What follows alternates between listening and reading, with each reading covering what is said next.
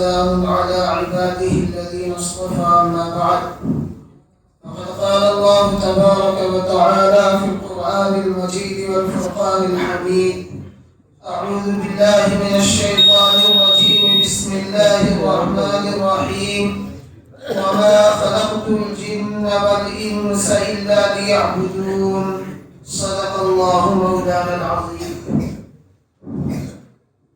معزز سامعین کرام، حضرت والا دامت برکاتہ کے حکم سے آپ حضرات کے سامنے چند باتیں عرض کرنے کی کوشش کروں گا. دعا فرمائے اللہ تبارک و تعالی مجھے بھی عمل کی توفیق مرحمت فرمائے اور آپ حضرات کو بھی عمل کی توفیق مرحمت فرمائے.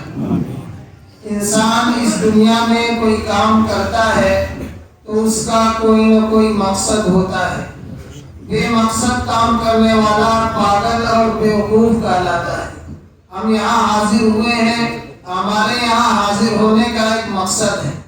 ایک بچہ اسکول جاتا ہے، صبح میں جاتا ہے، شام میں آتا ہے. کچھ بچے مدرسے میں جا کر کے دارالاقامہ میں رہتے ہیں، ان کا ایک مقصد ہوتا ہے. ہم بازار جاتے ہیں، ہمارا ایک مقصد ہوتا ہے. ایک شخص اپنا گاؤں چھوڑتا ہے، کوئی اپنا شہر چھوڑتا ہے، کوئی اپنا صوبہ چھوڑتا ہے، کوئی اپنا ملک چھوڑ دیتا ہے. اس کے سامنے بھی کچھ نہ کچھ مقصد ہوتا ہے. ایک سفر کرنے والا سفر کرتا ہے، اس کا بھی کوئی نہ کوئی مقصد ہے. اس سے سمجھ میں آتا ہے کہ بے مقصد کام کرنے والا پاگل اور بیوقوف کہلاتا ہے. اور اس دنیا میں جو بھی حرکت ہو رہی ہے، اس دنیا میں جو بھی کام ہو رہا ہے اور انسان جو کچھ بھی کرتا ہے اس کا کوئی نہ کوئی مقصد ہے. تو پھر اللہ تبارک و تعالی نے ہمیں اس دنیا میں پیدا کیا اور انسانوں کے لیے اللہ تبارک و تعالی نے نظام عالم قائم کیا. یہ زمین، آسمان، چاند، سورج، ستارے، شجر و حجر، بحر و بر، یہ تمام چیزیں اللہ تبارک و تعالی نے انسانوں کی نفع رسانی کے لیے اور ہمارے فائدے کے لیے پیدا کیا. تو ہمارا بھی کوئی نہ کوئی مقصد ہوگا اور ہماری زندگی بھی ایک سفر ہے. ہم کوئی مختصر سفر کرتے ہیں، بازار جاتے ہیں اور دوسری جگہ جاتے ہیں تو اس کا مقصد ہوتا ہے. ہماری زندگی بھی ایک طویل سفر ہے، ایک لمبا سفر ہے، اس کا بھی کوئی نہ کوئی مقصد ضرور ہوگا. ہم اور آپ یہ سمجھتے ہیں کہ ہماری زندگی کی ابتدا اور ہماری زندگی کی شروعات ماں کے پیٹ سے ہوتی ہے. ماں کے پیٹ سے جب بچہ باہر آتا ہے تو ہم سمجھتے ہیں وہیں سے انسان کی زندگی کی ابتدا اور انسان کی زندگی کی شروعات ہوتی ہے. لیکن ایسا نہیں ہے. ہماری زندگی کی ابتدا اور ہماری زندگی کی شروعات بہت پہلے سے ہو چکی ہے. سب سے پہلے اللہ تبارک و تعالی نے حضرت آدم علیہ السلام کو پیدا فرمایا اور ان کے داہنے کمر پہ اپنا ہاتھ مارا تو وہ تمام مخلوق نکل پڑی جو جنتی تھی اور قیامت تک آنے والی تھی. پھر اللہ تبارک و تعالی نے اپنا بائیں ہاتھ آدم علیہ السلام کی کمر پر مارا تو وہ تمام لوگ نکل پڑے جو جہنمی تھے اور قیامت تک آنے والے تھے. وہیں سے ہماری زندگی کی ابتدا اور وہیں سے ہماری زندگی کی شروعات ہے. اور جب اللہ تبارک و تعالی نے اس وقت تمام لوگوں کو اکٹھا کیا، ہم لوگ بھی وہاں موجود تھے. ہمارے آباء و اجداد جو اس دنیا سے جا چکے ہیں وہ بھی وہاں موجود تھے اور قیامت تک جتنے لوگ آنے والے ہیں سب اس وقت موجود تھے. اور حدیث شریف میں یہاں تک آتا ہے کہ اس وقت جن کے چہرے آمنے سامنے تھے ان میں دوستی ہو گئی اور جن کی پشت ملی ہوئی تھی ان میں نفرت ہو گئی اور جن کے موڈے اور کندھے ملے ہوئے تھے ان میں کچھ نفرت اور کچھ دوستی ہو. ایک وجہ ہے کہ ایک ماں کے پیٹ سے دو بچے پیدا ہوتے ہیں، حقیقی بھائی ہیں، لیکن آپس میں ایسی دشمنی، ایسی عداوت، ایسا بغض ہو جاتا ہے کہ ایک دوسرے کی ٹانگ کھینچنے کے لیے لگے رہتے ہیں، ایک دوسرے کو پریشان کرنے کے لیے لگے رہتے ہیں. بھائی بھائی کے جان لے لیتا ہے اور بھائی بھائی کے اوپر جان لیوا حملہ کر دیتا ہے. اور دو اجنبی جن کی کبھی ملاقات نہیں ہوئی، ملاقات ہوتی ہے، محبت ہوتی ہے، تعلق ہوتا ہے. ایسا تعلق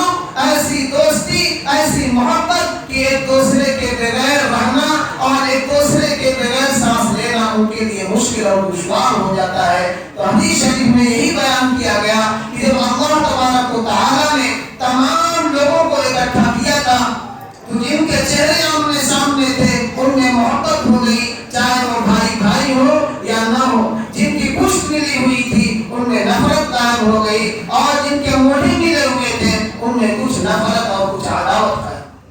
حدیث شریف میں یہ بھی بیان کیا گیا کہ اس دنیا میں جو رشتے ہوتے ہیں، شادیاں ہوتی ہیں، شوہر اور بیوی بنتے ہیں، یہ رشتے بھی وہیں طے کر دیے گئے تھے۔ دنیا میں آ کر کے اس کا ظہور ہوتا ہے۔ رشتے تو اسی وقت اللہ تبارک و تعالیٰ نے طے کر، تو اسی وقت سے ہماری زندگی کی ابتدا ہوئی ہے، ہماری زندگی کی شروعات ہوئی ہے۔ اس کے بعد اللہ تبارک و تعالیٰ نے سوال کیا، قرآن کریم میں اللہ تبارک و تعالیٰ نے بیان کیا ہے الست بربکم۔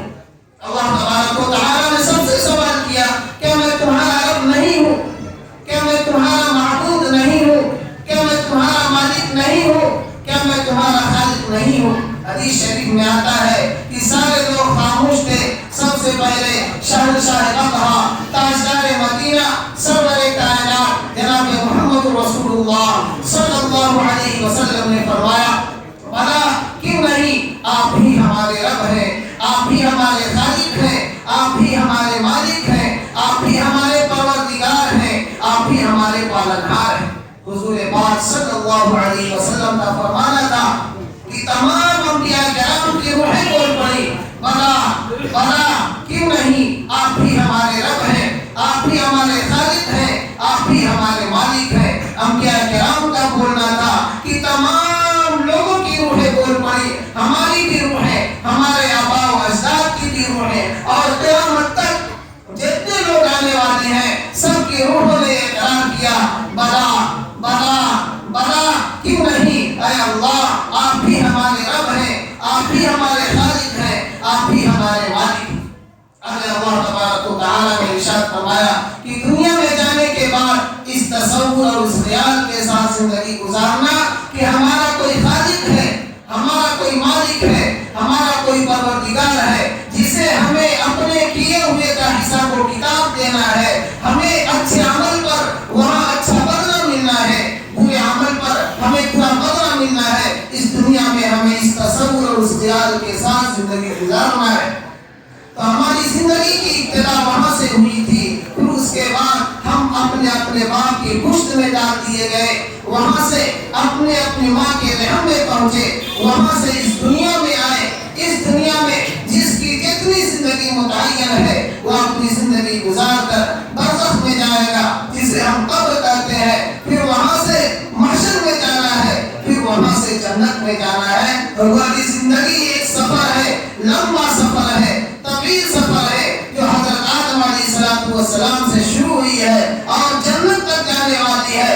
امام غزالی علیہ رحمہ نے فرمایا کہ انسان ازلی تو نہیں لیکن ابدی ضرور ہے۔ انسان کی ایک وقت میں ابتدا ہوئی ہے، لیکن انسان کی ابتدا ہو جانے کے بعد یہ انسان اب ختم ہونے والا نہیں ہے، عالم بدلتا رہے گا۔ اس دنیا سے ہم عالم برزخ میں جائیں گے، وہاں سے محشر میں جائیں گے، وہاں سے جنت میں جائیں گے، ہم ختم ہونے والے نہیں ہیں۔ ہماری زندگی کا یہ طویل سفر، ہماری زندگی کا یہ لمبا سفر کیا یوں ہی ہوگا؟ ایک مختصر سفر، ہم بازار جاتے ہیں اور ہم گھر سے باہر نکلتے ہیں، ایک بچہ مکتب یا اسکول جاتا ہے، اس کا مقصد ہوتا ہے ہماری اتنی طویل زندگی، ہماری اتنی لمبی زندگی، اس کا کوئی مقصد نہ ہو، ایسا نہیں ہو سکتا۔ اسی مقصد کو اللہ تبارک و تعالیٰ نے قرآن کریم میں ارشاد فرمایا، جو آیت کریمہ میں نے تلاوت کیا تھا۔ اللہ تبارک و تعالیٰ ارشاد فرماتے ہیں، وَمَا خَلَقْتُ الْجِنَّ وَالْإِنسَ إِلَّا لِيَعْبُدُونَ، کہ میں نے انسانوں اور جناتوں کو اپنی عبادت کے لیے پیدا کیا۔ ہمیں اس دنیا میں پیدا کرنے کا مقصد، ہمیں اس دنیا میں بھیجنے کا مقصد اللہ تبارک و تعالیٰ کی اطاعت اور فرما برداری ہے۔ اسی کے لیے ہم اس دنیا میں پیدا کیے گئے ہیں۔ انسان کھاتا پیتا ضرور ہے، انسان کے ساتھ لوازمات لگے ہوئے ہیں، لیکن مقصد زندگی لوازمات نہیں ہے، مقصد زندگی اللہ تبارک तबारक व तआला की इताअत और फरमाबरदारी है। हुजूर पाक सल्लल्लाहु अलैहि वसल्लम ने इरशाद फरमाया, इन्न दुनिया खुलिकत लकुम व इन्नकुम खुलिकतुम लिल आखिरह, कि दुनिया हमारे फायदे के लिए पैदा की गई है, दुनिया हमारी नफा आसानी के लिए पैदा की गई है, लेकिन हम दुनिया के लिए नहीं, हम आखिरत के लिए पैदा किए गए हैं। इंसान खाता पीता जरूर है, इंसान को इज्जत भी मिलती है, बुलंदी भी मिलती है, लेकिन खाना पीना मकसद जिंदगी नहीं है, इज्जत और इख्तिदार मकसद जिंदगी नहीं है। खाना पीना यही रह जाता है, इज्जत और इख्तिदार इंसान यही छोड़कर चला जाता है। ये सारी चीजें इंसान के साथ जाने वाली नहीं है। हमारे साथ जो चीज जाएगी वो इबादत है। इबादत ही हमारी जिंदगी का मकसद है। खाना पीना इज्जत व इख्तिदार ये हमारी जिंदगी का मकसद नहीं है, इसलिए कि खाना पीना तो यही रह जाएगा, कुर्सी यही रह जाएगी, इज्जत व इख्तिदार सब खत्म हो जाएगा, इबादत हमारे साथ जाने वाली। इस दुनिया में इबादत का ताल्लुक तो हमारे साथ है ही। हम नमाज पढ़ते हैं, रोजा रखते हैं, हज करते हैं और दूसरे जो अवामिर हैं उनको बनाने की कोशिश करते हैं। जो नवाही हैं, जिन चीजों से मना किया गया है, हम उनसे भी बचने की कोशिश करते हैं। लेकिन इबादत का सिलसिला इस दुनिया से जब हम चले जाएंगे, कब्र में चले जाएंगे, जो आलम बरज़ख है, वहाँ भी इबादत का सिलसिला जारी रहेगा। वहाँ की इबादत का सिलसिला खत्म होने वाला नहीं है। बस फर्क ये है कि अंबिया किराम अपने जिस्मों के साथ जिंदा है, उनकी इबादत जिस्म के साथ जारी है। आम इंसानों का जिस्म मिट्टी में मिल जाता है, लेकिन ख्याली इबादत हमारी कब्र में भी जारी रहेगी, आलम बरज़ख में भी जारी रहेगी। अंबिया किराम के बारे में आता है कि अंबिया किराम अपनी कब्रों में जिंदा है, उनकी इबादत जिस्म के साथ जारी है। आम इंसानों का जिस्म मिट्टी में मिल जाता है, ख्याल और तसव्वुर के साथ हमारी इबादत बरज़ख में भी जारी रहेगी। और जब हम महशर में पहुंचेंगे, जहां जन्नत और जहन्नम का फैसला होगा, वहां भी इबादत ही के मुताबिक फैसला किया जाएगा। कुरान करीम में अल्लाह तबारक व तआला ने उस वक्त का मंजर बयान किया है कि महशर का दिन कैसा दिन होगा, उस दिन का मंजर कैसा मंजर होगा। यौम यफिरुल मर्'उ मिन अखीही व उम्मिही व अबीही व साहिबतिही व बनीही लिकुल्लि इम्रिइन मिनहुम यौमइज़िन शाअनुन युग़नीह। कल क़यामत के दिन इस दुनिया में जो करीब तरीन रिश्ते माने जाते हैं, इस दुनिया में करीब तरीन रिश्ता माँ का रिश्ता है, बाप का रिश्ता है, भाई का रिश्ता है, बीवी का रिश्ता है। इस दुनिया में ये रिश्ते करीब तरीन रिश्ते माने जाते हैं। अल्लाह तबारक व तआला कुरान करीम में इरशाद फरमाते हैं कि ये रिश्ते भी उस दिन काम आने वाले नहीं है। इसलिए इन रिश्तों के खातिर हम कोशिश करें, मेहनत करें, लेकिन नाजायज कोशिश, नाजायज मेहनत, हराम माल कमा करके इनको बना करके देना हमारे लिए फायदा देने वाला नहीं है। हम अपनी बीवी के लिए, अपने बच्चों के लिए, अपने वालिदैन के लिए रोजी कमाएं, लेकिन हलाल रोजी का ख्याल रखना बहुत जरूरी है। अगर हमने हराम माल कमाकर इनके पेट को भर दिया, इनके बैंक को भर दिया, तो कल क़यामत के दिन हमें इसका फायदा मिलने वाला नहीं है। जो मैं असल बयान करना चाह रहा हूँ वो ये है कि हमारी जिंदगी एक सफर है, तवील सफर है, लंबा सफर है। हज़रत आदम अलैहिस्सलाम से हमारी जिंदगी का सिलसिला शुरू हुआ है, जन्नत तक हमें जाना है। हमारे इस सफर का मकसद अल्लाह तबारक व तआला की इताअत, अल्लाह तबारक व तआला की फरमाबरदारी है। अगर हम अपना जायजा लें और हमारी जिंदगी शरीयत और सुन्नत के मुताबिक गुजर रही है, अल्लाह तबारक व तआला का शुक्र अदा करें। अगर हमारी जिंदगी में नाफरमानी है, हमारी जिंदगी में सुस्ती है, काहिली है, शरीयत और सुन्नत के मुताबिक अमल नहीं हो रहा है, तो गौर करने की जरूरत है कि कमी कहां से हो रही है। अगर हमारी जिंदगी में कमी है, कोताही है, शरीयत और सुन्नत के मुताबिक अमल नहीं हो पा रहा है, तो हमें गौर करना होगा, हमें सोचना होगा कि कहां से ये कमी आ रही है। कि वहाँ आसान होती है, हम मंजिल नहीं पहुंच पाते, हमारे पास माल है, हम ज़कात नहीं दे पाते, हमारे पास माल है, हम हज नहीं कर पाते, और हम सेहतमंद रहते हुए रमजान के महीने में रोजा नहीं रख पाते। कहां से ये कमी आ रही है, क्या दिक्कत है? हम खुद सोचें, फिक्रमंद रहें, अल्लाह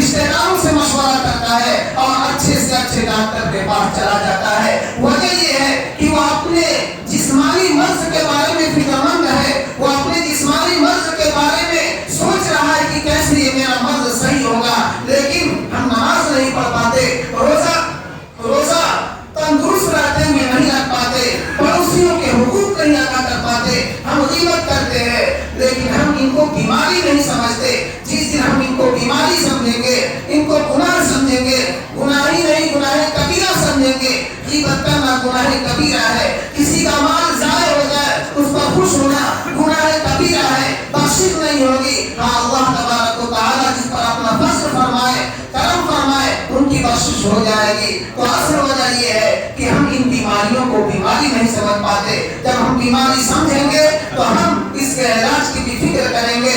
और जब कोई आदमी आईना के सामने आता है, शीशे के सामने आता है, तो अपने चेहरे का दाग, अपने चेहरे का धब्बा उसे नजर आता है।